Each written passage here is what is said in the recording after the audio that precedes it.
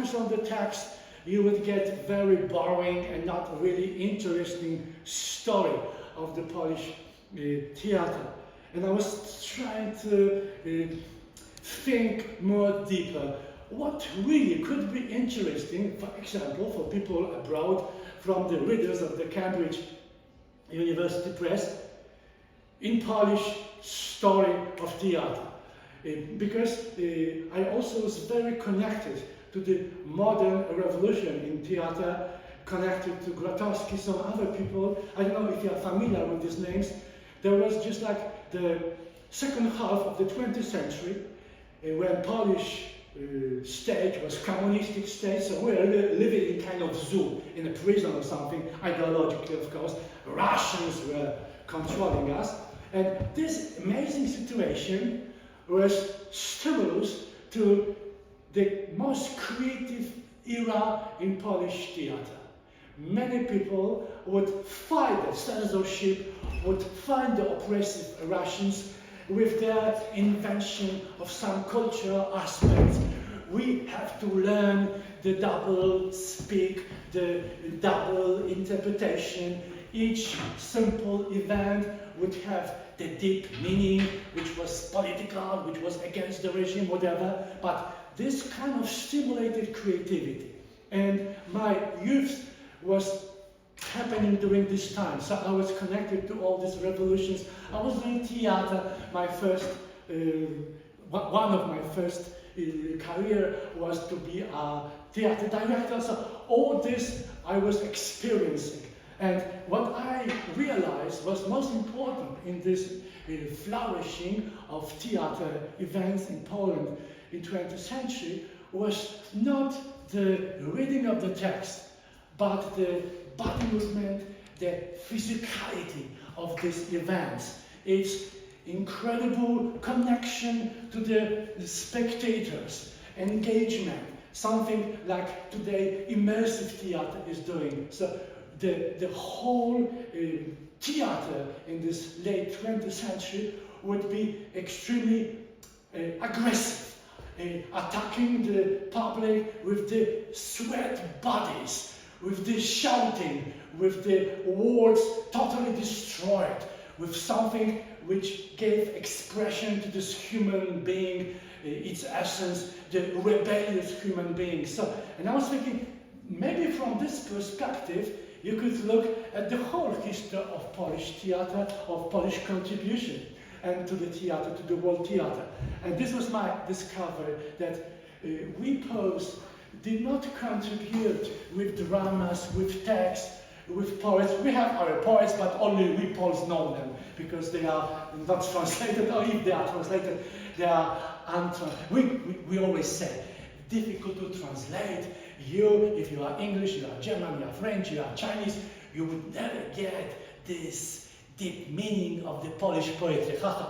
Of course, we can. This is our defense system, because this poetry is, okay, of course, it's very important for our identity, national identity.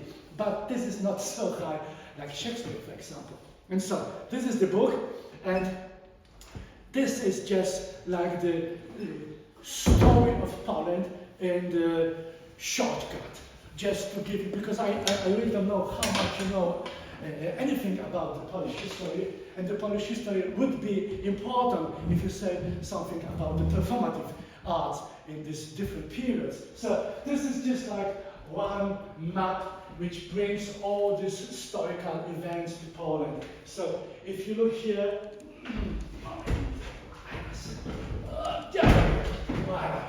so around 1000 year, around the year of 1000, Poland was smaller. This is this yellow line. The whole point here is that we are still living on the same territory.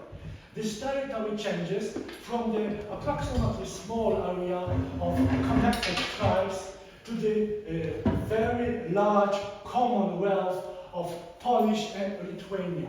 This yellow here area, this was a time in the late 16th and early 17th century, where Poland was one of the most populated, Poland. The Commonwealth of Poland and Lithuania was one of the most populated and the biggest country in Europe. So we have also our powerful past, and all this disappeared, and later we'll partition it, we're not having our homeland, and at the end we were liberated, and the 1945 Poland is just like this territory today. So just like to give you the context that in different historical times we had huge country, we had small country, and we have no country.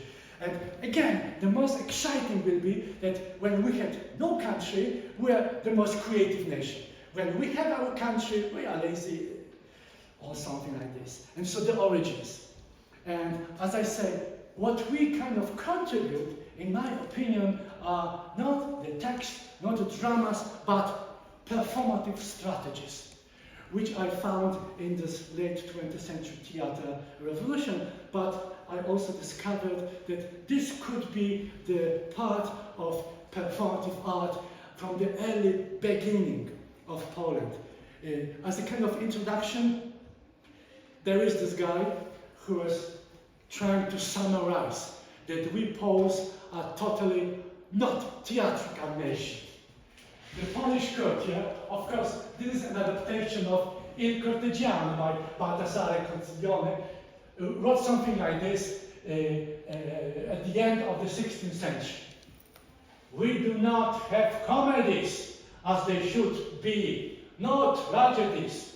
So the Poles, those who do not have literacy, could not know what history is after. We do not use monsters, Maszka in Poland, as it is in Italy the custom. Our nobles, Szlachta, do not play violins, no pipes. If someone plays, it is very rarely. We do not know the French ardently with the lords. We are better, we are powerful, and this is the moment where the Poland was the biggest country in its history. We are proud, we are not theatrical people, but not long, a few years later, this is my introduction. So, a few years later, something like this happened. We call it theatrical incident in 1664.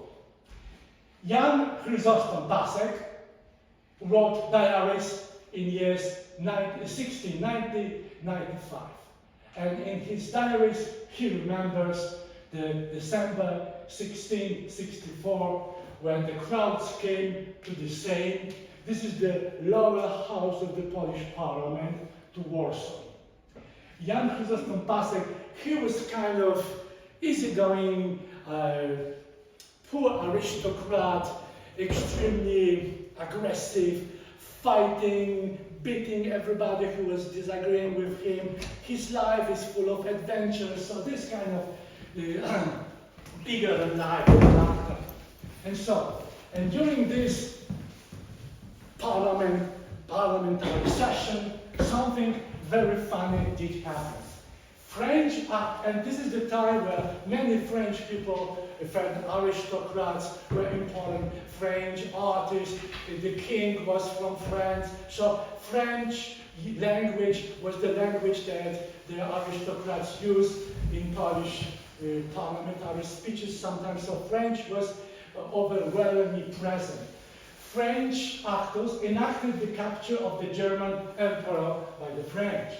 After the tremendous theatrical battle, among loud music and triumphal fires, the French led the emperor in chains, with his crown in his hands. And then one Polish noble shouted, "Kill this fucker if you have sins upon him. If you do not kill, I will kill him."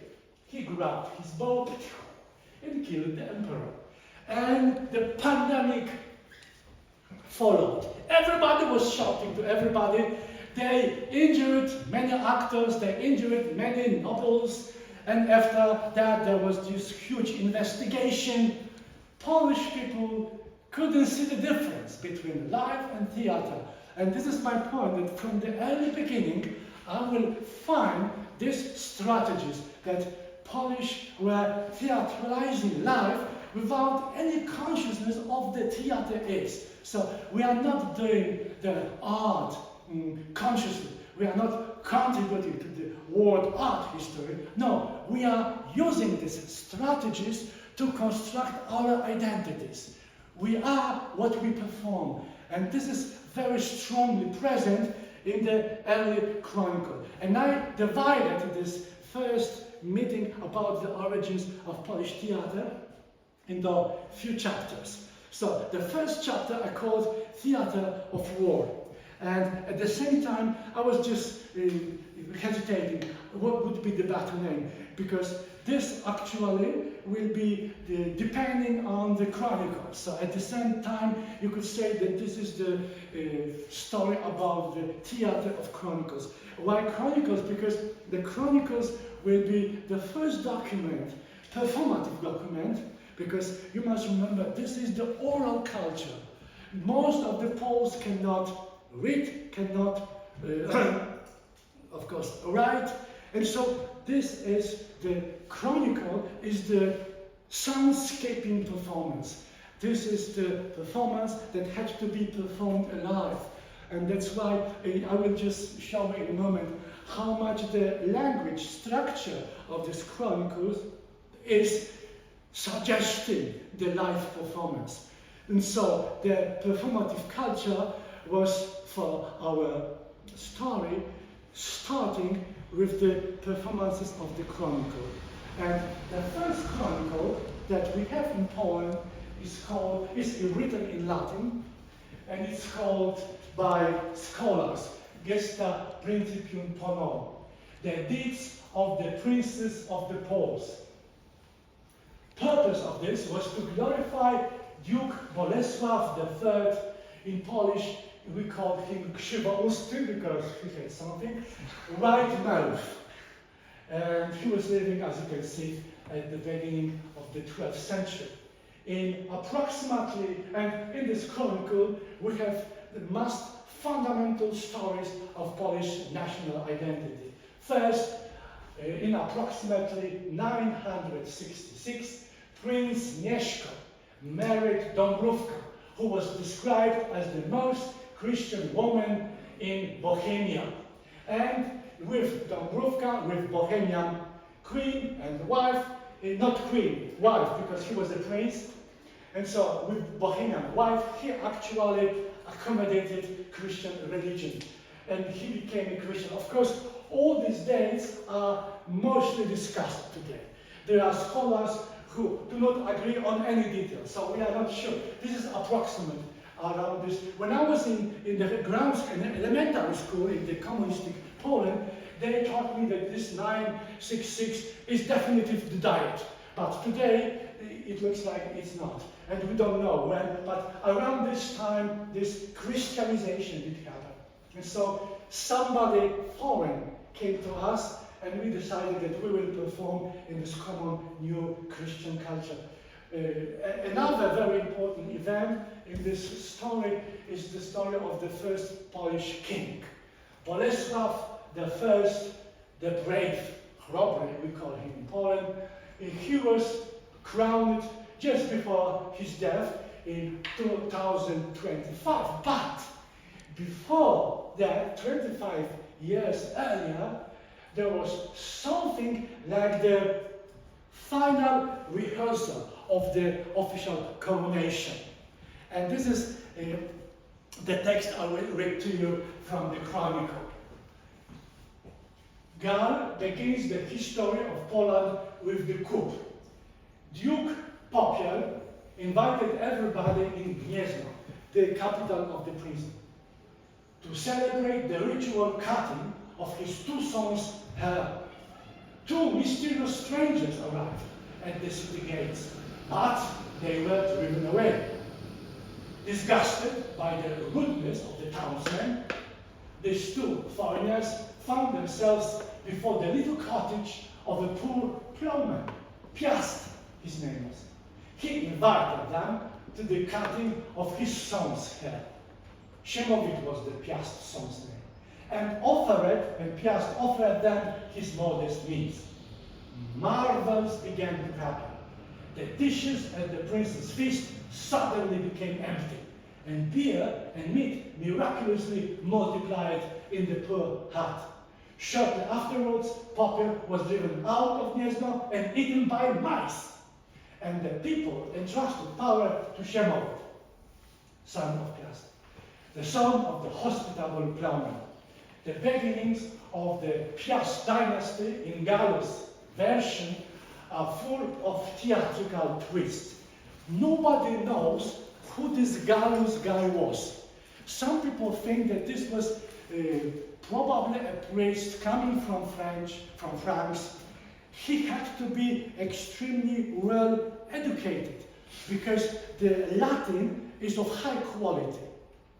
But we still don't know. And we think that he was very much connected to this court of the Bolesław III, the Wrocław, because he devotes to him the most beautiful verses, and he is the main character in this. And there is a lot of poetry, and there is this rhythmical prose, and also there are verses which are extremely lyrical, like this one. This is the beginning verses of the poetry, which is summarizing the events. This is very, very interestingly written, this whole chronicle, that you get introduction when this Gallus is writing something personally, but you never know how much this is constructed and how much this is kind of testimony.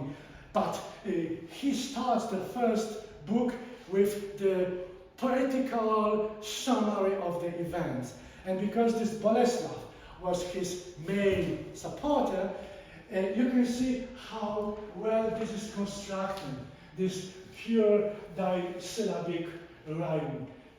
Bolesłaus dux implitus deidono progenitus hic per preces egidii sum sit causa exordii. And this was translated for Polish by Marian Plezia and became part of the crucial identity song of my generation. In Polish, this was even more poetical. You can just read this in Polish. I would just give you an example of this song by Ewa Demarczyk, one of the most important singers at the time. Bolesław, książę sławiony, z Boga narodzony, modły świętego i Jego przyczyną narodzin Jego. And this became something like the poem of my generation. In English, it means like this. Duke Bolesław, the illustrious, by God's grace, was engendered thus. His entry into life he made when prayers of St. Giles were said. So, as you can see, not a deep meaning, but still introduces Bolesław. And here is this rehearsal of coronation. In the year of 1000, German king and Roman emperor Otto III visited Gniezno to celebrate the martyrdom of Saint Adalbert. Saint Adalbert was the Polish priest who was sent to evangelize the north part of Polish lands. This area was inhabited by so-called Pomerians. This is today the north part of Poland. And these Pomerians were extremely aggressive, and he couldn't, of course, evangelize them. He was not transforming them into Christians people, but they just killed him. And his body was transported to Gniezno, and he was buried there 3 years earlier. And so this is this sanctuary, and because he was this Adalbert was very well connected in terms of religious connection. He was also a monk, so the fame of his martyrdom became international. And this German emperor tried to give respect and visited this burial spot at the capital of this princedom in Gniezno. And look what the Bolesław, the king, the future king, would prepare for the emperor. Marvelous and wonderful sights Bolesław said before the emperor when he arrived. The ranks first of the knights in all their variety, and then of the princes, lined up on a spacious plain like choirs, each separate unit set apart by the distinct and varied colors of its apparel. And no garment there was of inferior quality, but of the most precious stuff that might anywhere be found. So, this is the master of the spectacle. And of course, the theater works. The German emperor is amazed. And what he does? He says, I didn't know that you, Bolesław, has so powerful army, that you are so civilized in your tribe here. So he comes to Bolesław, takes off his head his royal diadem, and crowns, of course, symbolically, Bolesław. You are not the prince for me, you are equal the kings. You are a powerful nation. And so this is what exactly Bolesław was looking for, to find the respect and to get into the Premier League. And so this is the spectacle which intervened and which transformed. And again, the performative strategy was used here brilliantly.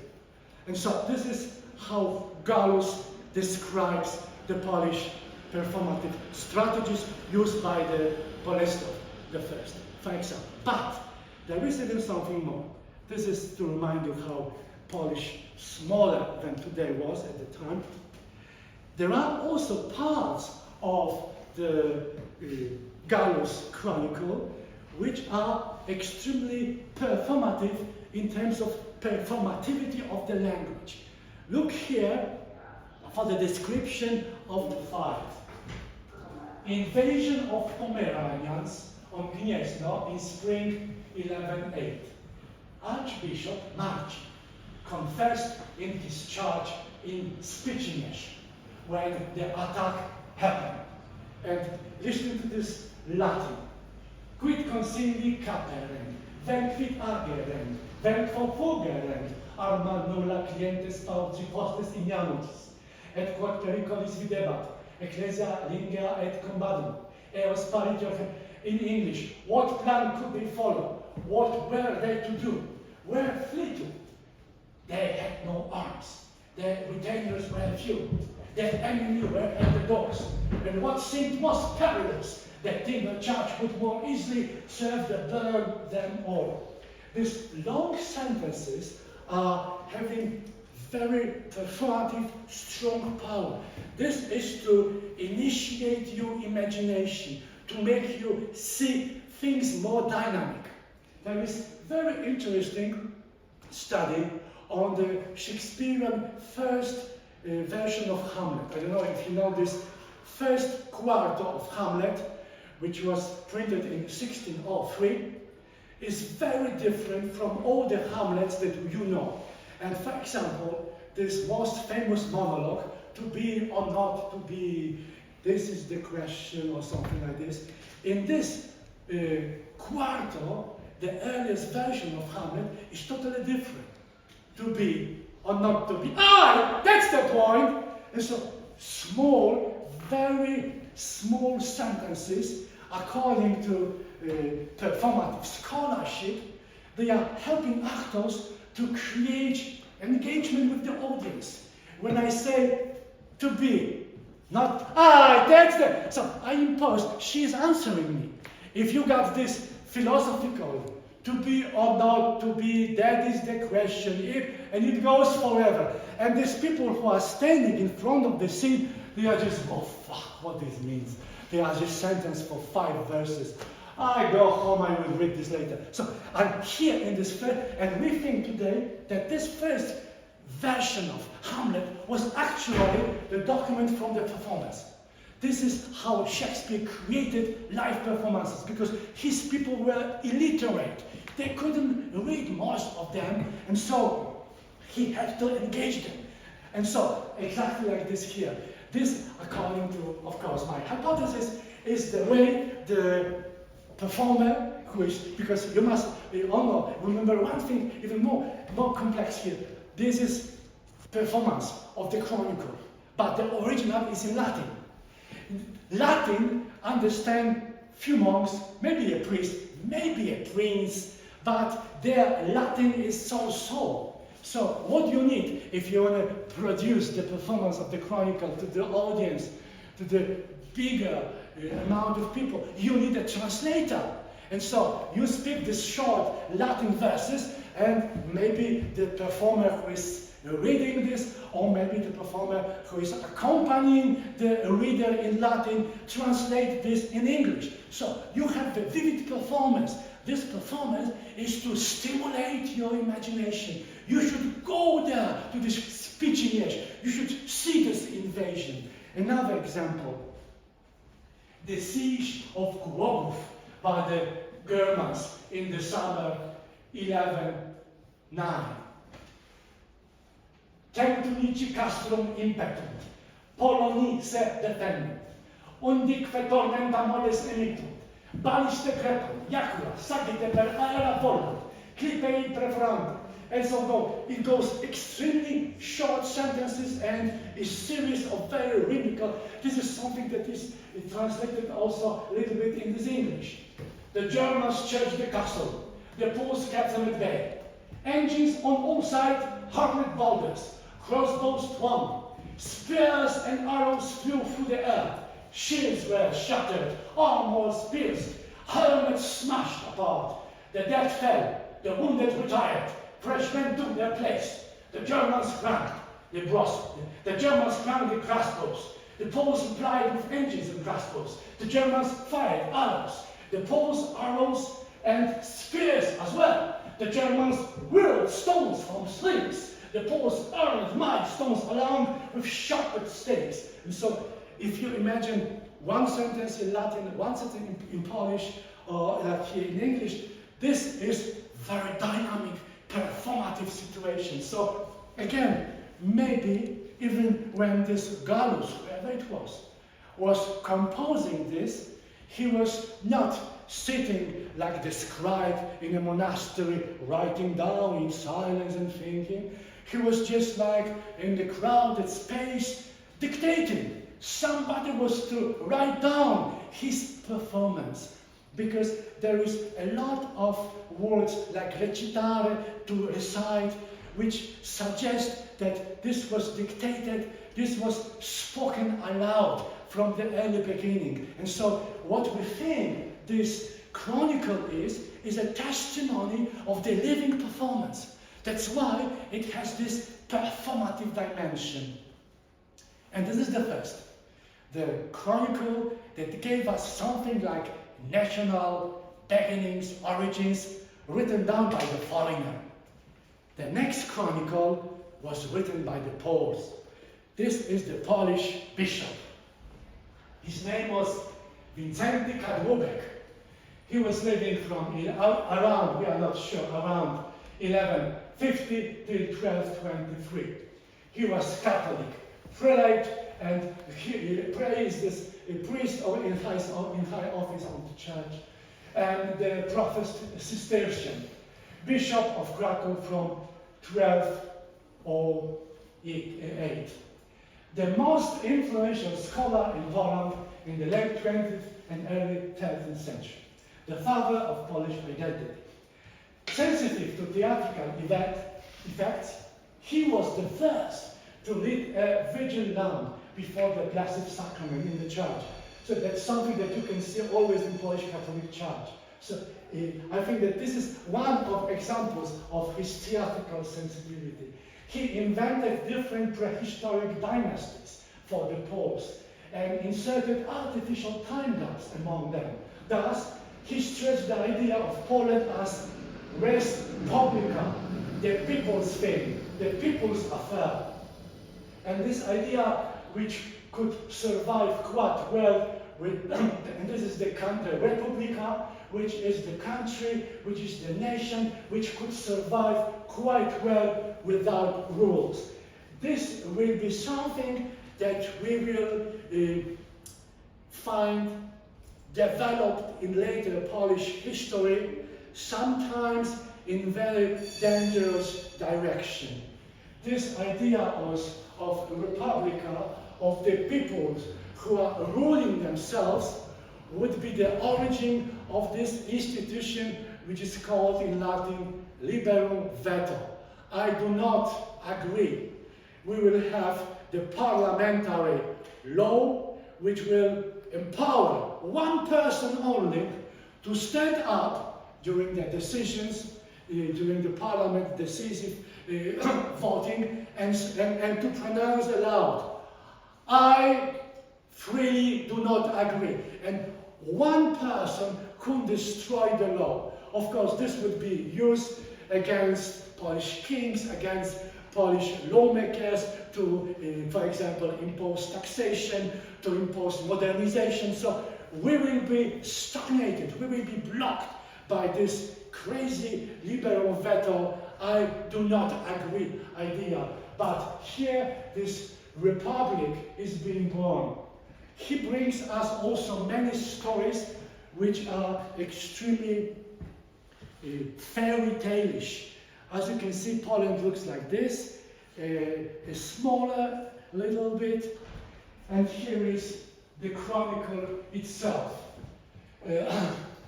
Chronicle of the kings and princes of Poland. First sentence is extremely interesting. There were 3 of them who, for 3 reasons, hated theatrical performances. In Latin, because this is written in Latin, casus theatralis. What the problem he had with theater? There was not theater in Poland. Nobody in Poland knew what the fuck theater could be. Because in the medieval times, especially in this early medieval time, the word theater is the offensive word. You say the bishop is making theater because the bishop is drunk and molesting the boys in the choir. So this is theater, is the pagan institution. Theater is blasphemy. So why use this word theater at all? We know that Kagubek was very well educated in Latin classical readings, so he could read a little bit about theater. But why he introduces this word theater in the first sentence? Of course, these 3 Greeks who hated theater were Demosthenes and Alcibiades and one other. So all this is totally fictional, and we don't know how he invented. Of course, there are some researchers now that are trying to find the origins of this writing in some other German chronicles, maybe. Nevertheless, this is the first sentence, which is about theater, about the hatred to theater. Funny. But next, when you go and you read, there are 4 books, and first 3 books are actually in dialogue. These are theatrical talking to each other by 2 important priests, Archbishop John of Gniezno and Bishop Mateusz, historical characters, real persons, and they are talking about the Polish prehistory, and they are introducing many fairy tales, many characters which are totally fictional, like for example Gracchus and the dragon in Krakow. Krak in Polish, this Gracchus, of course, probably this was modeled on this ancient Roman Gracchus, very famous character in the history of the empire, but still. And this Gracchus has 2 sons, and the sons were killing the dragon who was requesting people of the city to give him one beautiful virgin. And when the sons of Gracchus killed this dragon and they liberated the city from the monster, the inhabitants of the city decided to name the city for the respect of Gracchus, Kraków. And so that's why Kraków became Kraków. This is totally fictional invention, but beautiful invention. Another virgin, Wanda. Wanda was the daughter of Gracchus, and she became famous when she was confronted by the German army, she, instead of giving herself to the prison, to the kind of subordinate position to Germans, she threw herself to the river. She has chosen to die instead to go into captivity. And so, and my most favorite story is again probably, this name Lestek was probably not fictional. Somebody like this could exist. This was the goldsmith artisan.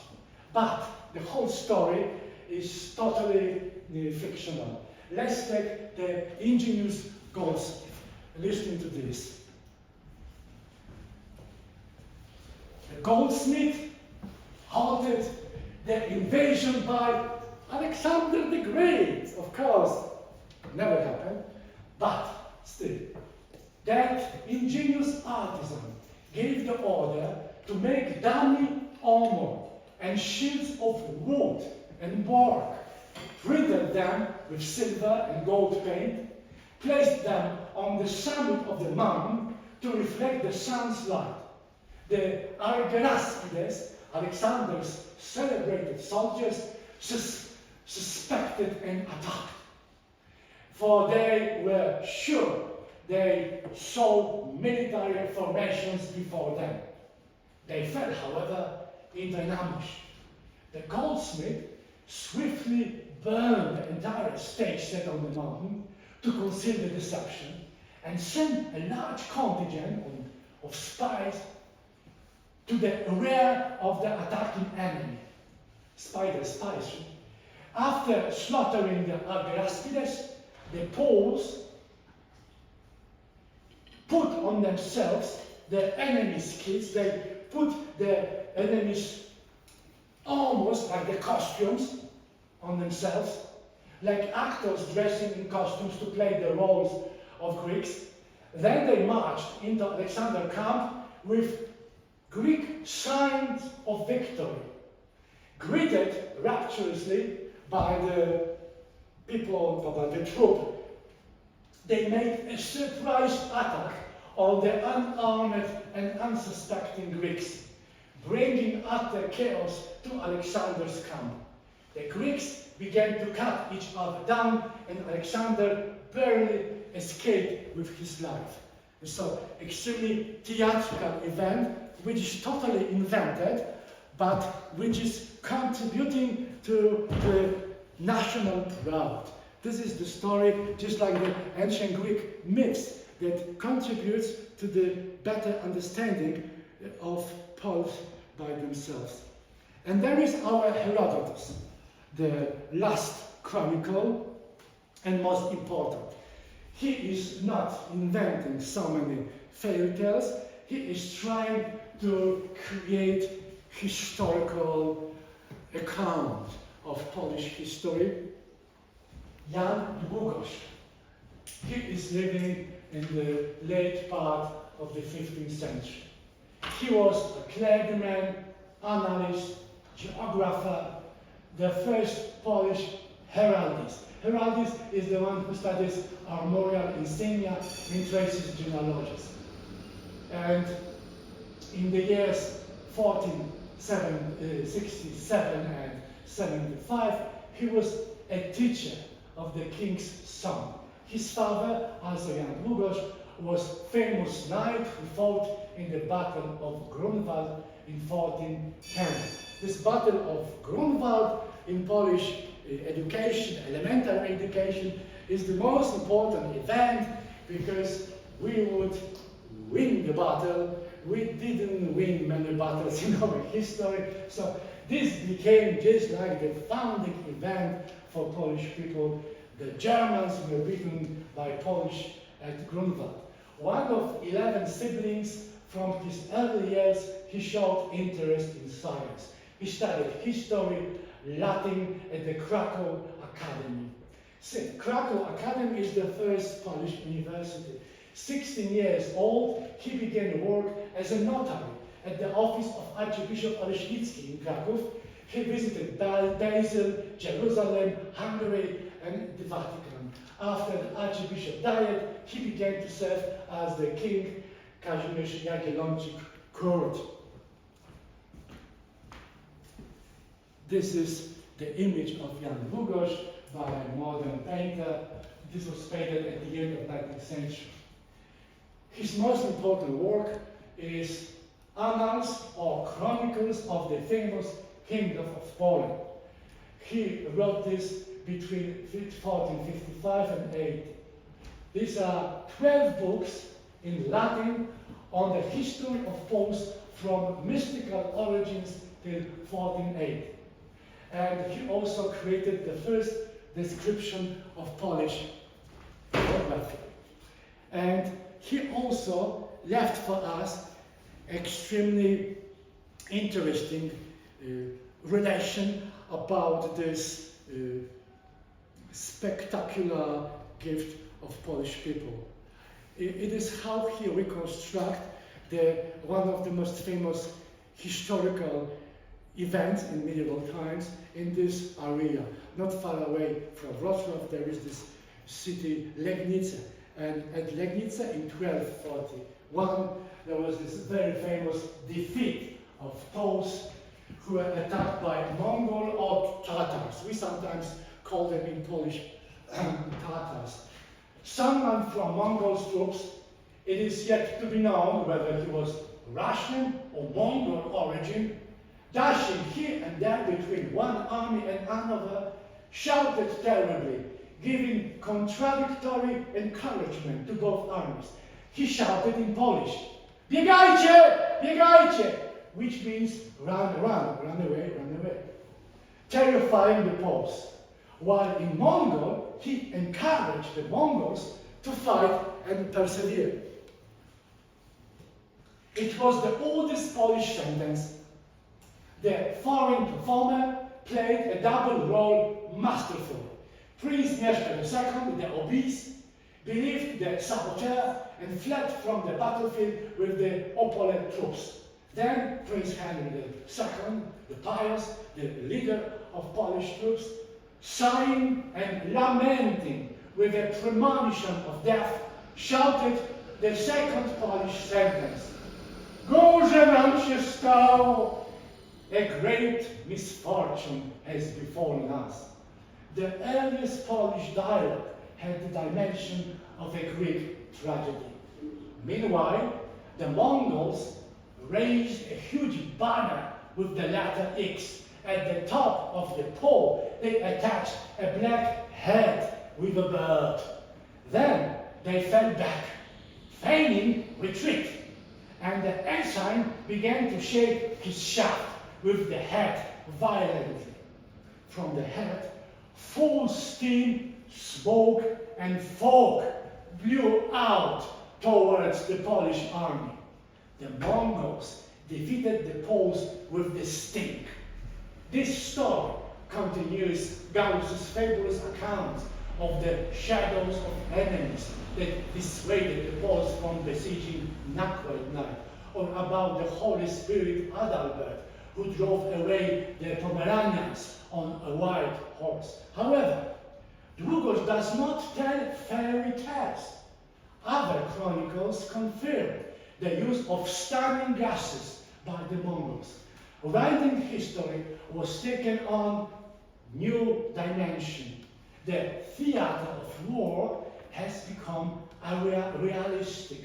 In the shocking final of this tragedy, the Mongols beheaded Prince Henry, impaled his head on the spear, and carried it high, causing fear in the castle of Legnica. This is the battle, and this is the final moment. The head of the Prince Henry on the pole. And so, again, very theatrical description, it seems, but it looks that this event could have historical foundation. And so, as you can see, Poland from the year 1130 was changing, its territory was kind of disappearing, and this is the 14th century. In the 20th century, theater of war transformed into theater of Holocaust. So if you would be interested more about Polish theater of Holocaust, I strongly recommend you the English version of Polish book. It's called The Polish Theater of Holocaust. I Grzegorz Niziołek is professor of Jagiellonian University in Krakow and one of the greatest Polish theater scholars. And he is really explaining why Holocaust became the crucial moment for post-war Polish theater. So the war, which was theatricalized by the chronicles, became something extremely vivid.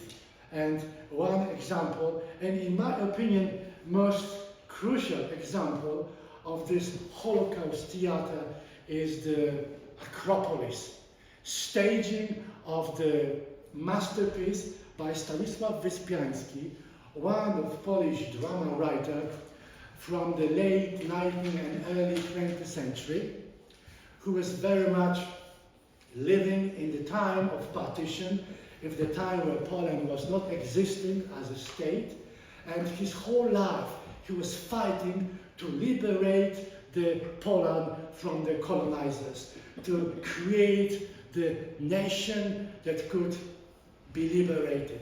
Because he was thinking that one of the reasons we are not free is because our inner conflicts. We are always quarreling each other. Nevertheless, the Acropolis was the story of very metaphorical story. I will tell about Grotowski, about Acropolis later in more details, but just to give you the idea, the Acropolis is of course the most important part of ancient Athenian city. Acropolis is this hill with these temples, which is just like the essence of Athenian identity. In Acropolis, for this Polish writer, would be the cathedral in Krakow. Cathedral, which is the necropolis, the burial place of Polish kings. And in this cathedral, in the night before the Easter, the miracle happens. All these monuments of Polish important persons, of Polish kings, all these monuments come back to life. And in the final moment, from the heaven, the Savior comes on the chariot. The fiery chariot is destroying the city of Krakow, destroying everything, burning to ashes, and takes all these resurrected humans back to the heaven. This is resurrection. This is the promise, the hope that Polish nation will be liberated, at the end will be free. But this staging happened after the Second World War, after the experience of Holocaust, of killing, of disaster. Young Polish director, Jerzy Grotowski, invited to the staging the Auschwitz prisoner, Józef Scheiner. Here is the image of Scheiner in Auschwitz. He was one of the earliest Auschwitz prisoners. In 1943, together with two other prisoners, he attempted to run away from Auschwitz, but Germans caught them all. The staging is extremely cruel. This is the first time in Polish theater that nobody was clapping their hands. People were frozen, and because the shock of this performance. This is just like 50 minutes of the performance. This is the beginning image. The Scheiner, the person who created the set and who also designed the costumes, he was wandering with his actors looking for the garbage spaces. All the props in this performance are found objects, destroyed, as you can see, wheelchair, everything is rotten. So all this, what they could find on some garbage places in the city of Opole, far away from here. And so he created a pile of this. on this wooden chest, wooden box. And the people, actors, 6 actors, 5 men and 1 woman, were the prisoners. And in this first image, they are the part of this garbage. They are laying down as the garbage. And all this comes to life when this guy, who is called Corypheus, starts to play on violin, very bad, a very famous tune at the time, popular tune called Tango Milonga. Tango Milonga. This was for Polish people extremely meaningful tune, because this was tune which was played by the musician to welcome new arrivals to Auschwitz. So this funny music was to welcome the victims of the massacre. So amazing. And so, but this is waking up all these characters. These characters who are coming to life are not only the monuments and disease, they are also the images from the tapestry, from the Homer's stories, and from the Christian, biblical stories, not Christian, biblical, Old Testament stories. And all these characters are coming. The whole point of Wyspiański, the author, was that we Polish people are part of the European huge history. We are part as well as of the Greek mythological history, but also of the Christian, of the Jewish history. So we are very complex nation. We are combination of many different influences, languages, cultures, and all this comes together in this resurrection moment.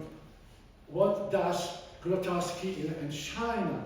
They think that in Auschwitz, the crematory became the new Acropolis, the new place where all these cultural European traits meet to be destroyed and annihilated.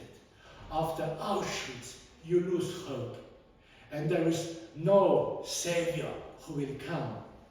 The last final sin is going down to the crematory for ashes, to be ashes. And so the actors, as you can see here, use their faces as the mask. In Auschwitz, there is the name Muslim, Musulman in Polish, given to people who lost hope.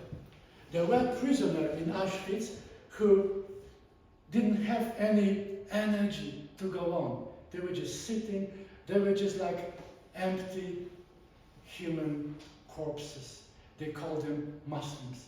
And they had this very powerful mask on their faces. They didn't express any human emotions. And so Grotowski, when he was working with actors, he was trying to find inner association for everybody to create from inside the mask. When you read about ancient Greek theater, you read about the greatest artisans who created masks for the tragedy actors. Here, the reversion is applied. You're the actor, you're the performer, you create yourself the mask of the Muslim, of this empty corpse, of this zombie in Auschwitz. And so as you can see, the lady is ogilophrenic, she's always happy. And this guy is always suffering. He will play Helena in one of these Greek episodes. And this guy is the blind Homeros, blind singer, who is going to lead and be Corypheus of all this. And this whole staging has nothing to do with the drama itself. They are building totally senseless civilization with these rotten materials. As you can see, there are some metal strings. They are hanging something on this metal string. There is this wedding ceremony when there is no bride only this, you can see this rotten object being treated as the wife of Jacob, Rahela. And the end, there is no savior. Accidentally, they found the puppet, just like the rock, and something that is really dirty, that is having no hope in itself, just like the random object discovered in the garbage. And they treat this as the savior. And they sing the most heroic partisan song, which we knew from the Second World War, was sang by partisans when they were fighting or doing something important. And so with this song, which is supposed to be the song of victory, of hope, they go inside this wooden chest, which becomes now crematory, and they all disappear inside, and there is a silence. And so this is amazing, powerful story of the European civilization. There is no guardian here. There are no Nazis, there are no Germans who are placing anything on the 6 people. The 6 people are epitomizing European civilization who is running to commit suicide. The Second World War was proving that the highest art, the greatest geniuses, just like now in Russia, look at one of the most gifted nations on the planet, Russians, who are massacring Ukrainians. What the hell? So all this cultural achievement means nothing, because we are running to commit suicide. So this is the most pessimistic vision of European culture. We, after the war, are disappointed with the human. We suspect that the human can do only bad things. And so, few more examples of this world theater in modern times in Poland. This is a very revolutionary play. I will say all about these authors and this place later, when I will focus on most contemporary. I'm only trying to show that there is kind of straight genealogy, origin in this early medieval times for what we were doing later. This is In the Dust. Tadeusz Różewicz, who was the author of this play, was living here in Wrocław, actually, one of the greatest Polish poets. We still don't know what he never won the Nobel Prize. He was much better than some other prize winners in poetry in Poland. But nevertheless, he wrote the play about Polish partisans who were, in the communistic time, extremely idealized. Polish partisans who fought with Germans, not with Russians, because Russians were our friends in communistic Poland. So these Polish partisans, they were just like ideal human beings. But in reality, they were just simple motherfuckers sometimes. And he is showing drunkards, corrupted people, people who are victimizing each other. So these partisans are not ideal, they are just human beings. This became shock. And this started this historical trend of looking different at our recent Polish history. Because the communist time was idealizing, making Poles the angels. They would never hurt anybody, especially Jews. We love everybody. Shit, you know this. And so, another very important war story on foot. I will tell later about one of the most interesting and bizarre Polish artists who was just like the Polish Leonardo da Vinci, Witkacy, who was a very gifted painter, very gifted philosopher, and he wrote huge corpus of drama. He was actually inventing the theater of the absurd, but he was not Ionesco, he was not writing in French, which is understandable by many people. He was actually writing in Polish in small city at the time, Zakopane, today one of the most important current in the South Poland. And so he was totally unknown. And so and he also, his life was extremely, I would say, emblematic for us Polish people. He was having very strong connection to Malinowski, who was the founder of the modern anthropology. They were traveling together to Australia. He was in love with the girl who committed suicide.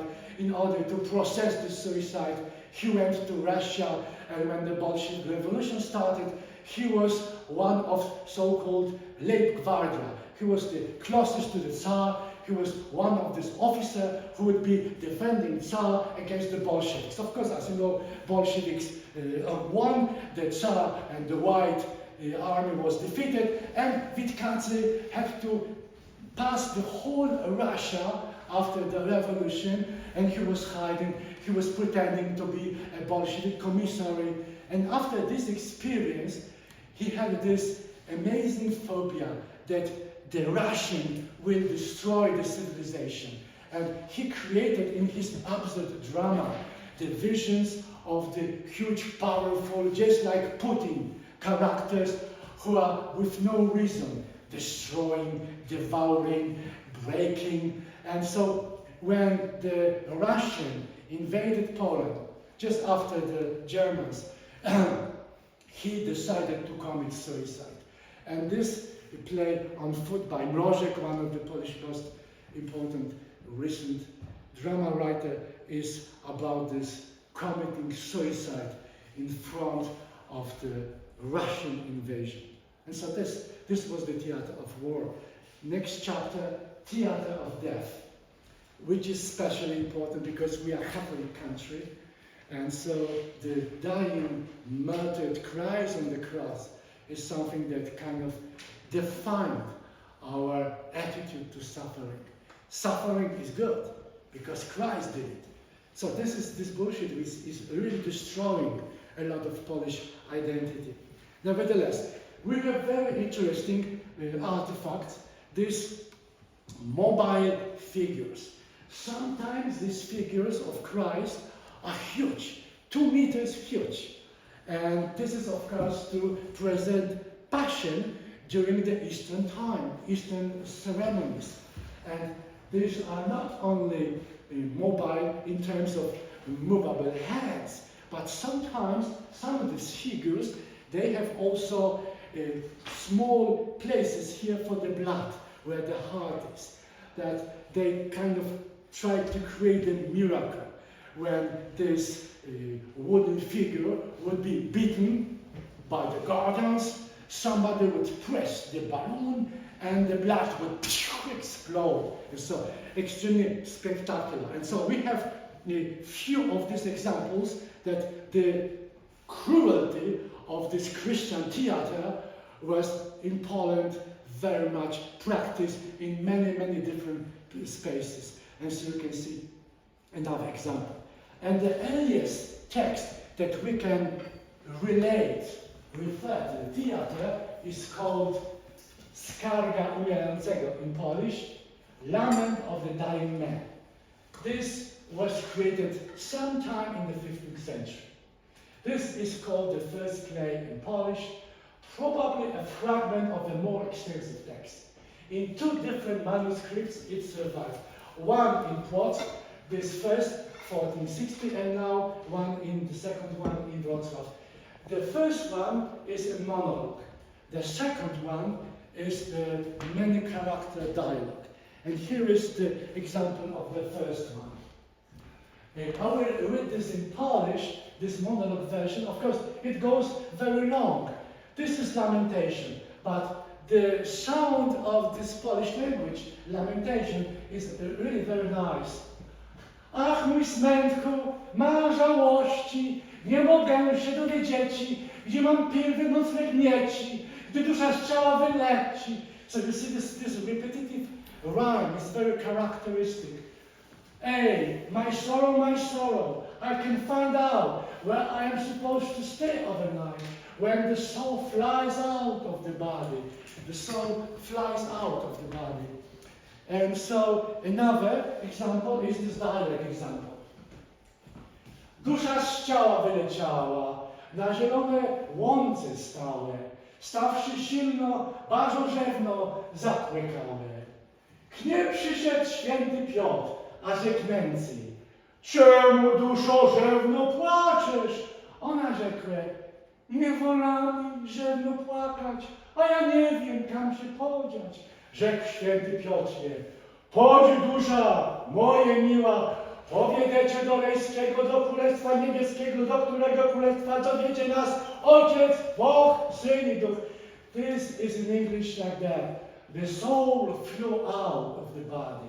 On great meadow lingered. When it stood up, it cried loudly and very sadly. Saint Peter came by and said, why are you weeping so sadly, my soul? She replied, I don't feel like crying, and I need to figure out where to go. Saint Peter then said, come, my dear soul, I lead you to paradise, to the kingdom of heaven. God the Father, the Son, and the Holy Spirit will lead us to the kingdom. This kind of stuff. We think this could be performed at the funeral. We have few images of this kind of performances. And so we have, of course, some songs, some very ancient Polish lyrical fragments, which also could have some performative, strange power during some maybe liturgical performances. Another testimony, in my opinion, one of the most really interesting of Polish theater of cruelty in the late medieval and early Renaissance time is this so-called Dominican meditations. This is a very interesting document. As you can see, this is the Anonymous Passion, written in Polish. It really accents and is focused on the carnal torments of Jesus, spiritual suffering of his Holy Mother. On 122 sheets of parchment, 170 full-page miniatures were painted by two different painters. And this is now the only one copy of this manuscript is in the library of the Discalced Carmelites in Krakow.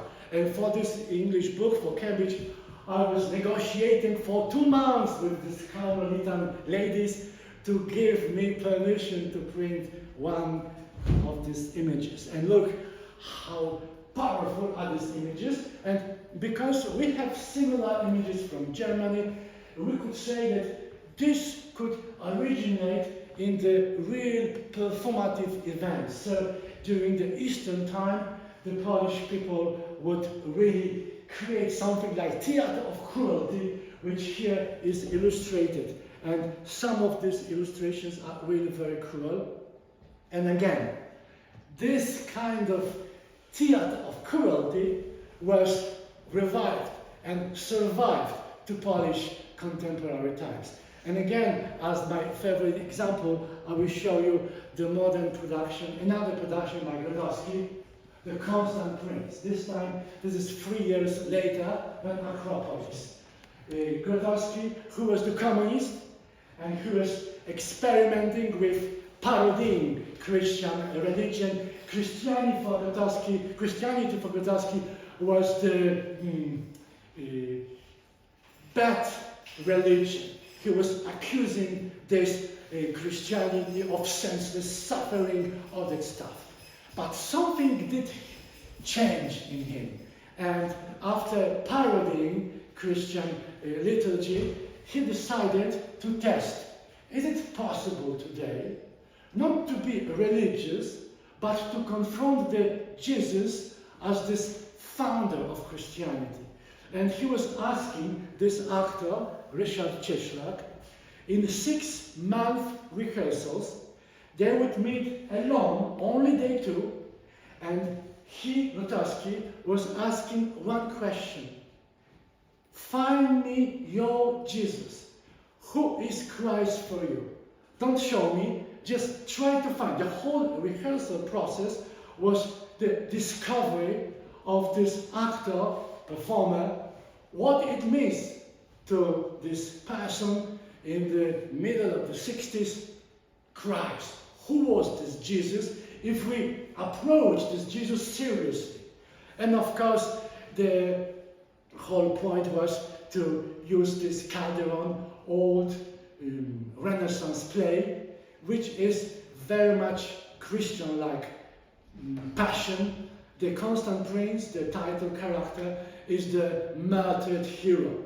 He refuses to be exchanged by the city, and the Muslim people are just murdering him, torturing him, first with some mental tortures. They send him beautiful lady, and next they are just beating, killing, and he is dying. And so, in order to create this martyrdom, they both, Grotowski and Cieślak, created one of the most powerful theatrical image in the late 20th century. Cieślak, who is here confronting himself in his privacy and intimacy with the personality of Jesus, is actually creating this modern embodiment of the sufferance. His body is open to torments. He is beaten by the actors. He is self-flagellating himself. So this is, I call this sadomasochistic study in martyrdom. And at the end, when he was laying down on the altar, the only set stage in this theater, in this production, nobody again was clapping their hands. People in silence would leave. Another example of this tradition, also by the communist, Dejmek, Kazimierz Dejmek, you can see his face here at the top. He was the most communistic Polish director, very gifted person. He was the first one who, after the war, was doing the most communistic performances devoted to the socialistic idea. And so, in the 60s, he experienced something. We don't know exactly what did happen to him. He started to produce extremely powerful passions. And as you can see, first time when he was introducing this passion in 69, the censorship stopped his passion. Lewański, who was the author of the text, was the greatest scholar of Polish medieval theater. And so this Lewański created from the documents, fragments that survived, the original script. And the most powerful part of this performance was this wooden Christ. This wooden Christ who was just like these mobile figures from Eastern liturgical performances. And during the performance, he was beaten by the chains. I was young at the time, and I must tell you that just like Grotowski was totally blowing my mind out, this was shocking for me. Oh, just this beating, they were very cruel.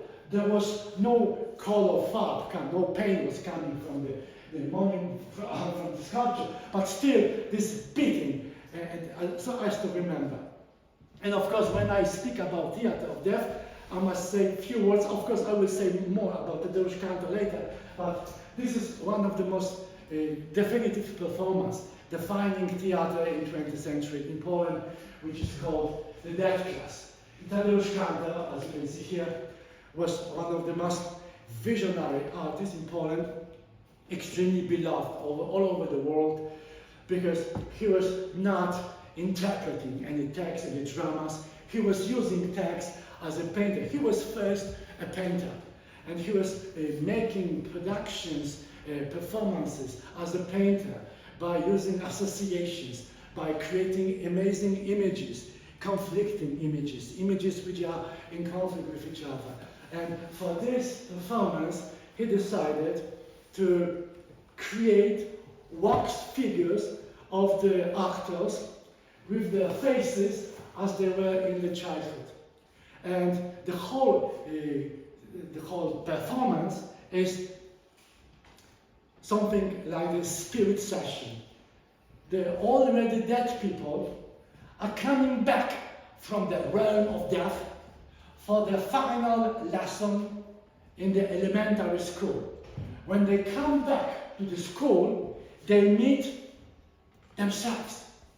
There's this waxen puppets in the image of the youth faces and bodies are reminders of the young past, and they have together with themselves as a young characters go through this 1.5 hour lessons. They are singing all Jewish things because the Jewish tradition was very strong in Kantor's youth in Wielopole, in the village not far away from Rzeszów, Kraków.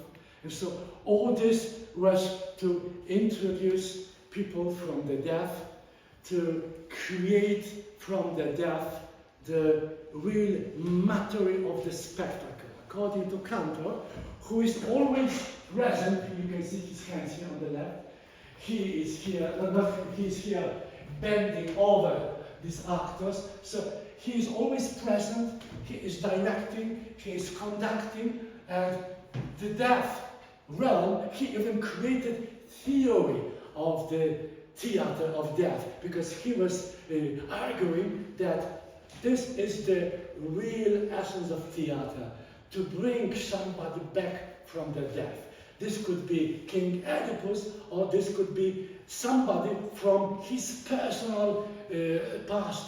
Kantor will introduce to stage his deceased uncles, his mother and father, many friends from his childhood. And so all these people would be hunted, the actors who are supposed to be resurrected, dead people coming back to life for this 1.5 hour spirit session. So this is the example of this theater of death, modern theater of death. Another example, which is even very recent, one of the most spectacular, in my opinion, one of the most interesting directors today, Jakub Skrzywanek. He is from Wrocław actually, but he is living now in Szczecin, in the city northwest, and he created very shocking performance, very controversial, the death of the John Paul II. I don't know, you probably, if you are foreigners, you don't know this, but when the Polish Pope was dying, this last 1 week of his convulsions was amazing celebration in Poland. There was amazing silence in fact, I was in Wrocław at the time. Wrocław was silent. People were watching on TV this window in the Vatican when we knew that John Paul is still alive. He's dying, but he's still alive. And in this window is the light. It means that he's still alive. He's not dead. And so many people would watch this as a kind of strange celebration. There was a good side of this. We would become familiar with the dying. In this now internet celebration of the youth, celebration of everything which is new, the death becomes the horrible thing from another world. And suddenly the death became part of our life. And so this familiarity with death was something really important, which the death of the Polish Pope brought us here. Just like when he started his mission in Vatican, he came to Poland and he gave us this, I remember this, I was in Kraków at the time, and there was a huge amount of people, there was this mass ceremony, and he gave us this one sentence: be not afraid.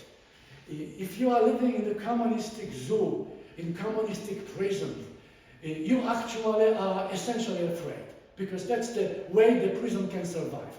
The whole military system is devoted to make you afraid. And suddenly somebody said aloud, be not afraid. This was really part of important process of liberation. So, and now he is learning us to accept the death. And this performance was really very, very powerful, very crucial. And when we speak about the theater of death, one thing more, which is, in my opinion, usually ignored. That's the play which was written just before the 1580. This is called The Story of the Glorious Resurrection of the Lord. Mikołaj from Wilkowiecko, he was a prior of the Jasna Góra Monastery in Częstochowa and provincial to the Pauline monks. This is the only one copy that has survived of this play. This play is just like the Passion play, very similar to British, to German, to French Passion plays. But there is one thing which, in my opinion, makes this play unique. Jesus appears in the play only as a resurrected man, present through absence of the body, deprived of body, vulnerable to injuries. When you look at the difference between performances in ancient Greece and in Christian culture, you see that the body in Greek theater is always in costume, always in mask, is a beautiful body, is the body to be amazed with. The body of the Christian actor who is embodying Christ is the naked body, is the body vulnerable for injuries, because that's the whole sense of Christian message. The martyrdom will bring liberation, which is cruel, but which is there. But here is something totally different. This is the real hope. The vulnerable body disappears, and the Christ who is present as the absence, in my opinion, is a very interesting idea and kind of overwhelming of this suffering and martyrdom, typical for some classical Christian performances. And to the end, there is one person. There are many, many different staging of this. In my opinion, the most important was done by Prof. In 1993. Unfortunately, I don't have any image of this because I couldn't find on the internet, but this is the screenshot from the YouTube, and this performance is possible to watch on YouTube. So if you would be interested, you could see. But unfortunately, I think there are no English subtitles. Piotr Cieplak, who was my friend from the Academy of Theatre when I was studying directing, he created modern understanding. People are in modern costumes. The 1903 is the very cruel time for Poland. This is the time for martial law. This is the time the Polish government declared the war against Polish nation. So the Polish government imprisoned Polish nation, started crazy. And he is exposing this poor life, this humiliation of the nation by this staging. And the amazing absence of this Christ body is the hope that all what is material will eventually disappear. You don't connect yourself to things, because what is really important is absent. And the hope is in this, what couldn't be imprisoned. My friend, who was fighting in Solidarity movement underground, when he was cut by this secret service, he was beaten, and he was talking to them, what the fuck? You can destroy my body, but not my spirit. You know, I got my witness, I got my connections, you can beat me. This is Navalny, who said, do not be afraid. So there is something more than the material things. And so this was the way Piotr Cieplak was fighting the martial law and this whole strange imprisonment of the nation. So that's all for today, I think. Yes, it's 1 o'clock. So this is the way I will do it, as you see. I will try to make this more interesting. I will not go historically linear. I will try to make all these jumps from different... But of course, I will tell you much more about Grotowski, because in my opinion, this is one of the crucial Polish investment in the European culture, world culture. So, and next time I will tell you about the birth of the public theater. Also very funny things did happen when Polish started to build public theater. And so this was about the origins. So, and unfortunately I don't have any handbook, just like for the origin of theater I have a handbook because I wrote down this also in English. So this is my first time I'm doing this, so maybe after the class I will write something, but this is, I will based on this English book which I was presenting to you, but this book has just like, I don't know, 20 authors, different authors. So sometimes I do not agree with their approaches. So I will present you my individual approach, and of course I will say that there are some different attitudes, some different perspectives you can see.